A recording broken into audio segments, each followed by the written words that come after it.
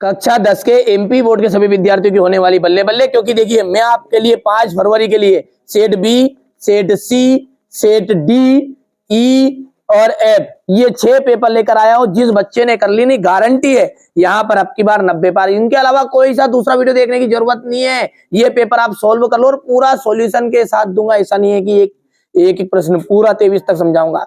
नवाब साहब ने खीरों की पाखों का क्या किया था, तो उन्होंने खिड़की से बाहर फेंक दी थी। वाच्य जो है ना वो 3 प्रकार के होते हैं।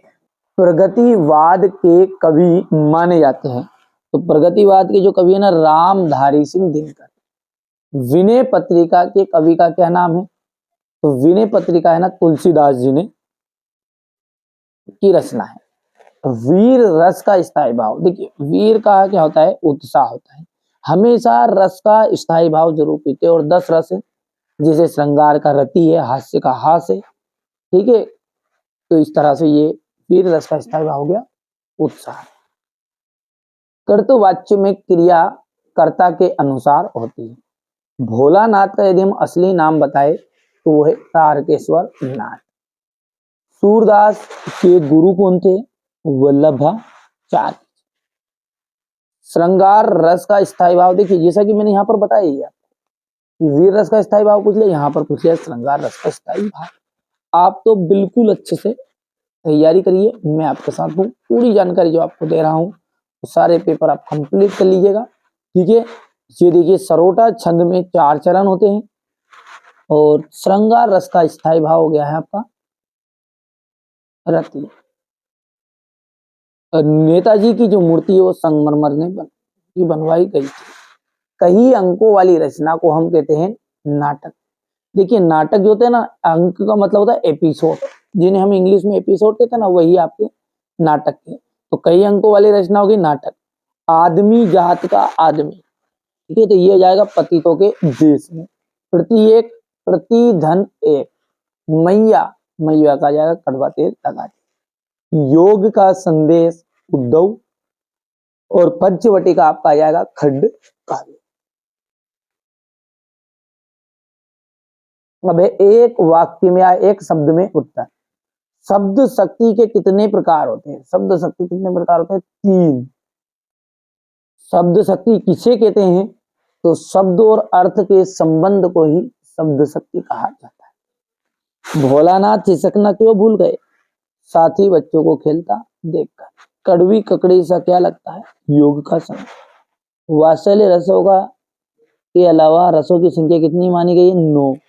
हिंदी की सर्वाधिक लोकप्रिय विधा कौन सी है, कहानी। संधि 3 प्रकार की होती है, बिल्कुल सत्य बात है। मैया ने हल्दी पीसकर भोलानाथ को के घावों पर थोपी, सत्य है। किसी बुद्धिस्ट के मरने पर रंगीन पताकाएं फहराई जाती, गलत बात है। गोपियों ने उद्धव के संदेश को स्वीकार किया क्या, नहीं किया, तो यहां पर स्वीकार करने की बोल रहा है, इसलिए ये भी आपका गलत बन जाएगा।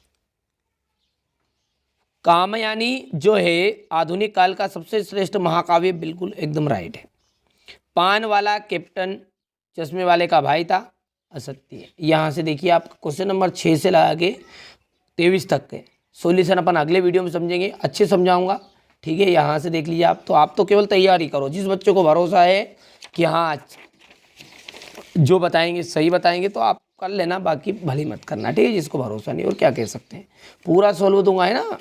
ये क्वेश्चन नंबर 12 में तुलसीदास और सूर्यकांत त्रिपाठी निराला की काव्यगत विशेषताएं बतानी है, 2 रचनाएं और भाव पक्ष। गोपियों द्वारा उद्धव को भाग्यवान कहने में क्या व्यंग नहीं थे, ये यहाँ से हो गया है। ये क्वेश्चन नंबर आपका 16 हो गया है। यदि हम बात करें क्वेश्चन नंबर 17 की, तो ये आत्मकथा और जीवनी में 2 अंतर, रेखाचित्र और संस्मरण में कोई 2 अंतर बताने हैं। यहाँ से देखिए क्वेश्चन नंबर 18 हो गया ये क्वेश्चन नंबर 19 है, ये क्वेश्चन नंबर आपका 20 है, ठीक है। चलिए इसके बाद में यहाँ से देखोगे तो ये क्वेश्चन नंबर 20 का अथवा आपका है, मिल गया। यहाँ से क्वेश्चन नंबर 21 है ये, और क्वेश्चन नंबर जो 22 है उसमें आपका निबंध है। ये पहला है आपका, नेताजी सुभाष चंद्र बोस की मूर्ति को देखकर लेखक के मन में कौन सी कमी खटकी। जब नेताजी सुभाष चंद्र बोस की मूर्ति को लेखक ने देखा तो मन में ये कमी खटकी कि उनकी आंखों में संगमरमर का चश्मा नहीं था, ये सामान्य से चौड़े चश्मे का फ्रेम मूर्ति पर पहना दिया गया है। ये आप अच्छे से कंप्लीट कर लेना, स्क्रीनशॉट लेते चलना है ना। बिस्मिल्लाह खां को शहनाई का नायक क्यों कहा गया? देखिए शहनाई जो होती है ना, मंगलिक अवसरों पर बजाई जाती है। जैसे जो हमारे खुशी का समारोह है ना, उन पर हमारी शहनाई बजाई जाती है। इसे मंगल ध्वनि, इसलिए इसे मंगल ध्वनि कहते हैं। अर्थात तो वहां ध्वनि जो मंगलकारी हो, ठीक है, ठीक है भैया, मंगलकारी हो, उसे अपन क्या कहते हैं? मंगल ध्वनि कहते हैं। और यहां ध्वनि प्रातः काल मंगला आरती के समय भी बजाई जाती है। बिस्मिल्लाह खां जीवन भर शहनाई की साधना में लगे।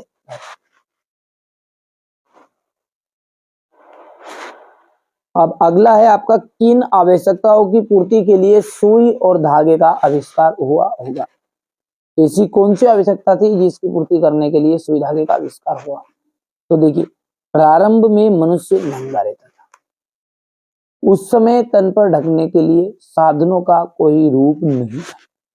सर्दी, गर्मी आदि से बचने के लिए तन ढकने का उपाय करने की जो भावना है, उसने ही सुई धागे का आविष्कार किया होगा। धूप, ठंड, कोहरे आदि से बचने के लिए चमड़े के पत्ते या कपड़े से तन ढकने के लिए वस्त्र सिलने के लिए सुई धागे की खोज की गई होगी। ठीक है, यहाँ से आप बढ़िया से इसको देख लीजिए, सॉल्यूशन को अच्छे से। ठीक है भैया, चलिए अब अगला जो क्वेश्चन है आपका देख लेते हैं। ठीक है, भगत के व्यक्तिगत, ये भगत है ना, भगत के व्यक्तिगत और उनकी वेशभूषा का अपने शब्दों में चित्र प्रस्तुत कीजिए।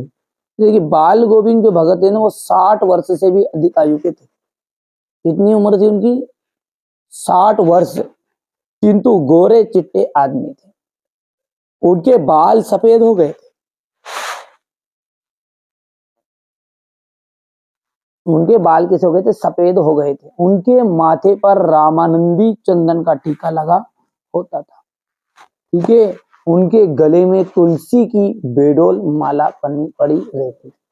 ये आपका, ठीक है, ये आपका बाल गोविंद भगत का व्यक्तिगत की विशेषता है कि वो 60 वर्ष के थे, गोरे चिट्टे आदमी थे, बाल सफेद हो गए थे, उनके माथे पर रामानंदी चंदन का टीका हमेशा लगा रहता था, गले में तुलसी की माला पड़ी रहती थी। इस तरह से आप इसका सॉल्यूशन कर सकते हैं। अगला है आपका, राम वृक्ष बेनीपुरी अथवा यशपाल का साहित्य परिचय देना है आपको। ठीक है, इनकी भाषा शैली बतानी है, रचनाएं बतानी। ये अपने एमपी बोर्ड में इतना ही आता है ना, कोई जीवन परिचय के अंतर्गत ज्यादा चीजें नहीं आती। चलिए तो इसका सॉल्यूशन दे देता हूँ। तो देखिए राम वृक्ष बेनीपुरी का जो जीवन परिचय ना, ये आपने इसमें यहाँ पर ये नहीं पूछता है ना कि कब इनका जन्म हुआ, क्या क्या किया, ये एमपी बोर्ड में नहीं आता है अपने में। यहाँ से जब भी आप पढ़ लेना थोड़ा सा इसको। रचनाएं देखिए, पतितों के देश में, माटी की मूर्ति, लाल तारा और महाराणा प्रताप सिंह, ये इनकी प्रमुख रचनाएं हैं, है ना। आगे बढ़ते हैं तो भाषा शैली में अपन बात करें तो भाषा आ जाएगी। इनकी भाषा कैसी थी? व्यवहारिक थी। इनमें सजीव सरलता, ठीक है, इसमें सरलता, सुबोधता और सजीवता पाई जाती है। मुहावरे, कहावतें, ये मुहावरे कहावतों से भाषा की सुंदरता आ गई है। चलिए आगे देखते हैं शैली। इसकी शैली की जो विविध रूप है निम्न प्रकार के हैं। वर्णनात्मक शैली है, सबसे पहली क्या है? वर्णनात्मक शैली। इन्होंने किसी वस्तु अथवा, ठीक है, यहां पर आ जाएगा ये किसी वस्तु अथवा है, ये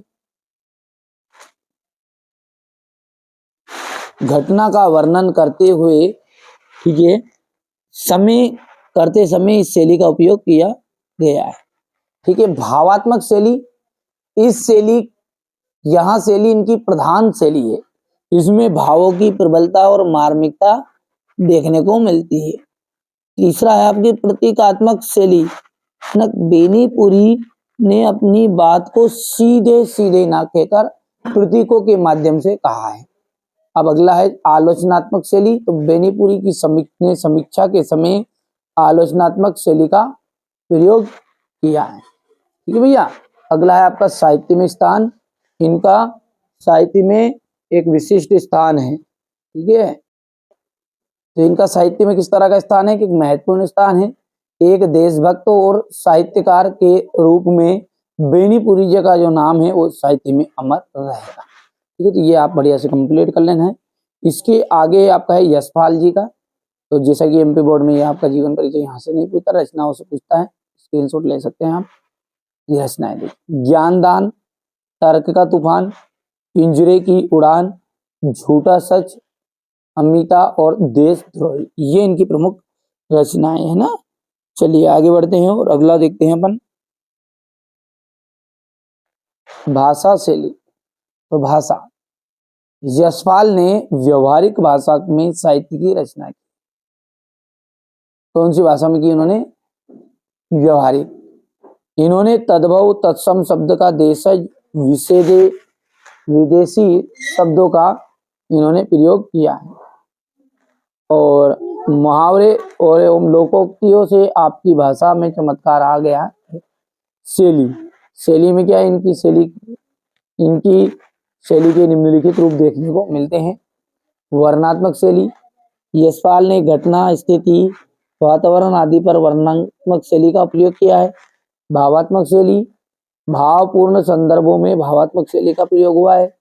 विवेचनात्मक शैली, किसी विषय के विवेचन के लिए इस शैली का प्रयोग इन्होंने किया है। हास्य व्यंग्यात्मक शैली, ठीक है। इस शैली में यशपाल ने बड़े सटीक व्यंग तथा हास्य का व्यंग विधान किया है। चलिए अगला देखते हैं। तो साहित्य में स्थान है। इनका साहित्य में एक विशिष्ट स्थान है। इनके लेखन के लिए ये निरंतर स्मरणीय किए जाएंगे। अब देखिए क्वेश्चन नंबर जो 9 है ना, इसमें आपका मुहावरा दे गया, अंधों में काना राजा तो मूर्खों में मध्य अल्पज्ञ। 5वीं पास राजेश के गांव में सभी अनपढ़ है, इसलिए अपने गांव में वहां अंधों का काना राजा के समान। यहाँ से आप देख सकते हैं। ये बढ़िया से आप कंप्लीट भी कर सकते हैं, कोई ज्यादा प्रॉब्लम नहीं है इसमें, सिंपल से है। ठीक है। ये क्वेश्चन नंबर 10 हो गया है। इसका अथवा लेखक के अनुसार प्रत्यक्ष अनुभव की अपेक्षा अनुभूति उनके लेखन में कहीं अधिक मदद करती है, क्यों? तो प्रत्यक्ष अनुभव की घटित होते रहते देखा जा सकता है। ठीक है। तो यहाँ से आप इसको सॉल्यूशन के साथ देख सकते हैं। नई कविता की 2 प्रमुख विशेषताएं, प्रयोगों की नवीनता, लघु मानववाद, प्रतिष्ठा। नई कविता के 2 प्रमुख कवि है नरेश मेहता, कुंवर नारायण सिंह। हो गया इतना। इसके बाद में हम बात करें क्वेश्चन नंबर आपका जो 12 है इसको देखते हैं। देखिए यहाँ से देख सकते हैं आप तुलसीदास जी का जो जीवन परिचय, इसमें ये अपना मैंने पहले ही बता दिया आपको कि एमपी बोर्ड में ये चीजें नहीं पूछी जाती है, यहाँ से पूछी जाएगी रचनाओं से, है ना। तो रामचरितमानस, कवितावली, गीतावली, दोहावली, बरवे रामायण, जानकी मंगल, विनय पत्रिका, हनुमान बाहुक, ये सब क्या है? तुलसीदास जी की रचना। यदि हम बात करें तो इनकी काव्यगत विशेषता होगी, तो यहाँ से देख सकते हैं भाव पक्ष, है ना, भक्ति भावना। तुलसीदास जी सगुण ईश्वर को मानते थे। उनकी भक्ति में असीम दैन्य अनन्य आत्मा का समर्पण है। ये हो गया उनका भाव पक्ष में पहले भक्ति भावना। दूसरा जाएगा समन्वयवादी विचार। इनका दृष्टिकोण समन्वयवादी रहा है। राम भक्त होते हुए भी ये सभी देवी देवताओं को वंदना की। अच्छा बात यहाँ पर आती है कि 2 नंबर का आएगा सर, तो क्या इतना बड़ा लिखेंगे क्या? नहीं, फिर अपन क्या करते थे, हेडिंग भी लिख सकते हो बस। लोक मंगल का भाव, रसों की प्रधानता। तो तुलसीदास जी रस सिद्ध कवि एक तरह के। इन्होंने कविताओं में श्रृंगार रस, शांत रस, वीर रस का अद्भुत चित्रण किया है। ठीक है। इसके बाद में यदि हम आगे की बात करें तो रसों की प्रधानता हो गई, अद्भुत रसों का इन्होंने प्रयोग किया है। कला पक्ष। कला पक्ष के अंतर्गत आ जाएगा इसका भाषा। तो तुलसीदास जी ने ब्रज और अवधी भाषा को अपनाया है। जहां तहां अरबी फारसी को भी ये भोजपुरी बुंदेलखंडी भाषाओं के शब्द भी इनमें मिल जाते हैं। चलिए तब इसके आगे आप कंप्लीट कर लीजिएगा। यहाँ से देखिए छंद में तुलसीदास जी ने चौपाई, दोहा और सवैया, कविता आदि छंदों का प्रयोग किया है ना। इस तरीके से अपन आगे बढ़ते हैं तो ये आपकी शैली हो जाएगी और ये साहित्य में स्थान। चलिए इसके बाद में जो अगला है ना वो आपका है सूर्यकांत त्रिपाठी निराला का, है ना।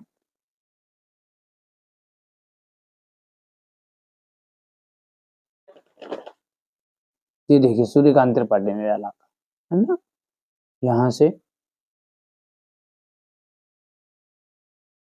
ये तो अपने एमपी बोर्ड में आता नहीं है, यहाँ से रचना है।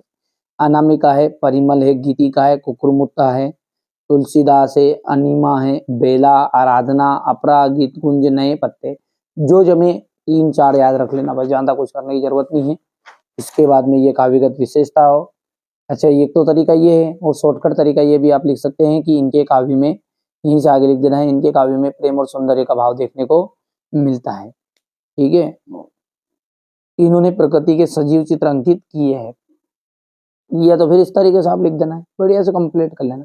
ये क्वेश्चन नंबर यहाँ पर राष्ट्रीयता जाएगा। कला पक्षों की बात करें तो भाषा जो है भावों के अनुरूप इनकी बदलती जाती है। देश प्रेम तथा भक्ति परक की कविताओं में इनकी भाषा सरल है। शैली की बात करें तो निराला जी की 2 शैलियां स्पष्ट है। उत्कृष्ट छायावादी, ठीक है, गीतों में प्रयुक्त लंबी तत्सम एवं दुरूह शैली तथा सरल प्रवाह रूप में प्रचलित उर्दू के लिए शब्द व्यंग की चुटकुली शैली, जो भी आपके में है ना। छंद, निराला जी के ने छंद के क्षेत्र में नए नए प्रयोग किए हैं। आपने तुकांत एवं अतुकांत दोनों प्रकार के छंदों में छंद लिखे हैं। मुक्तक छंद को आपने ही जन्म दिया है। ठीक है, मुक्तक छंद को आपने ही जन्म दिया है।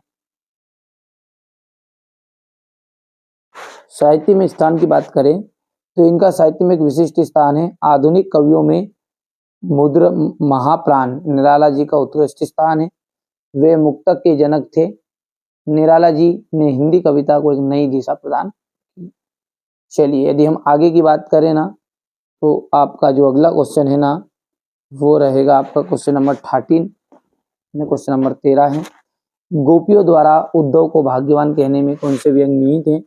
उद्धव श्री कृष्ण के पास रहते हुए भी उनके प्रेम से को नहीं पा सके, इस कारण गोपियां जो कहते हैं उन्हें भाग्यहीन मानती है। ठीक है, यही व्यंग भाग्यवान कहने में व्यक्त है। विपरीत लक्षण से भाग्यवान का अर्थ होता है भाग्यहीन। संगीतकार किन किन रूपों में गायक गायिका की मदद करता है। अकेलापन के असहास को बचाते हैं। यहाँ से आप स्क्रीनशॉट ले लेना ना। ये क्वेश्चन नंबर 13 हो गया है। ये क्वेश्चन नंबर 14 पढ़ोगे जिसमें याद हो जाएंगे, बहुत सिंपल लैंग्वेज में लिखे हैं। ठीक है, क्योंकि केवल यही आपके लिए यहाँ पर बताया जा रहा है। आपकी बार 90 पार, जिन बच्चों ने वास्तव में 90 पार का सपना बनाया रखा है कि हाँ हमें 90 पार ही जाना है, तो उनके लिए ये वीडियो बहुत ही महत्वपूर्ण साबित होगा। महाकाव्य और खंड काव्य में अंतर। महाकाव्य में क्या होता है, पात्रों की संख्या अधिक होती है, इधर पात्रों की संख्या कम होती है। जब इसमें पात्रों की संख्या अधिक है तो बड़ा आकार रहेगा, छोटा आकार रहेगा। इसमें जीवन का संपूर्ण चित्रण होता है ना। थोड़े से और बिंदु आप लिखना चाहे तो यहाँ से बढ़िया से अच्छे से लिख लेना आपको कि ये देख लिए महाकाव्य में नायक का महान होना आवश्यक है, खंड काव्य में ऐसा जरूरी नहीं है। उदाहरण रामचरितमानस और जानकी मंगल, यहीं से आपको पूरा कर लेना है। ये लो स्क्रीनशॉट, ठीक है भैया। चलिए इसके बाद में यहाँ से देखिएगा स्थायी भाव और संचयी भाव में अंतर। स्थायी भाव जो होते हैं ना वो क्या है, वास्तव में जो हमारे रस होते हैं, रस बोलते हैं ना अपन, श्रृंगार रस, ठीक है, हास्य रस, करुण रस, ठीक है, करुण रस के बाद में आपका भयानक रस हो गया है। ये जो रस है इन सभी के स्थायी भाव है। तो 10 रस है और 10 ही के स्थायी भाव यहाँ पर। और संचारी भाव जो है वो 33 माने गए हैं। ठीक है, एक रस का एक ही स्थायी भाव होता है और एक रस में कई संचारी भाव होते हैं। यहाँ स्थायी रूप से हृदय में विद्यमान है, यहाँ कुछ समय रेखा समाप्त हो जाते हैं। संचारी भाव के कोई अंग नहीं है और इनके स्थायी भाव होते हैं। स्थायी भाव संचारी भावों को जगाते हैं लेकिन ये नहीं जगाते। ये आप बढ़िया से सिंपल है, ज्यादा कोई डिटेल पढ़ाने की जरूरत इनको नहीं है, ये आप कवर कर सकते हैं। क्वेश्चन नंबर यदि हम बात करें आगे की, तो ये आपका क्वेश्चन नंबर 16 जो है, ठीक है, ये क्वेश्चन नंबर जो 16 है वो है आपका दोहा छंद की परिभाषा। और दोहा में क्या होता है, 4 चरण होते हैं, जिसमें से पहले और तीसरे चरण में 13-13 मात्राएं रहेगी और दूसरे और चौथे चरण में 11-11 मात्राएं रहेगी। यानी ये आपका एक अर्ध सम्मात्रिक छंद है, ठीक है। उदाहरण है, रई मन पानी राखी है, बिन पानी सब सून, पानी गए ना उभरे, मोती माने सुन। जो भी आपका जो दोहा रहे ना, कोई सा दोहा लिख सकते हैं आप, ठीक है। मानवीकरण अलंकार की परिभाषा यहाँ से देख लीजिएगा, आप करना कंप्लीट है ना। आगे बढ़ते हैं, तो ये आपका यहाँ से रहेगा, ठीक है भैया। अगला देखिए, आत्मकथा और जीवनी में अंतर, तो 2 यहाँ पर है, ये तीसरा अंतर यहाँ पर आप देख सकते हैं। तो इसे 4 अंतर करिएगा आप, ठीक है। संशय स्मरण और रेखा चित्र में अंतर है ना। चलिए यहाँ से देख लीजिएगा आप, ये संशय स्मरण और रेखा चित्र में अंतर है आपका। ये यहाँ पर बच्चों ने 2 ही अंतर लिखे, आप 4 अंतर कम से कम करिएगा, सर्च कर लीजिएगा, मिल जाएगा ना। अब क्वेश्चन नंबर जो 18 है वो देखिए आप क्या बोल रहा है। क्वेश्चन नंबर 18 में संदर्भ प्रसंग व्याख्या आपकी रहेगी, है ना। तो संदर्भ प्रसंग व्याख्या कर लेंगे।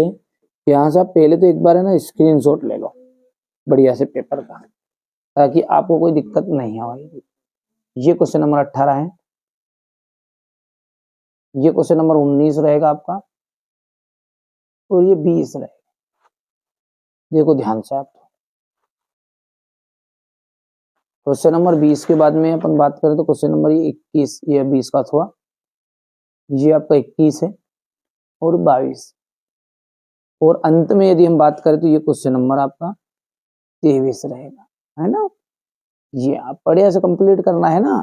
चलिए तो मैं अब यहाँ से क्वेश्चन नंबर 18 का आपको स्क्रीनशॉट दे देता हूँ, ये बढ़िया से कंप्लीट करिएगा। यहाँ से आपको ये प्रसंग हो गई, ये व्याख्या हो गई, ठीक है। पहले स्क्रीनशॉट इतना 2 हिस्से में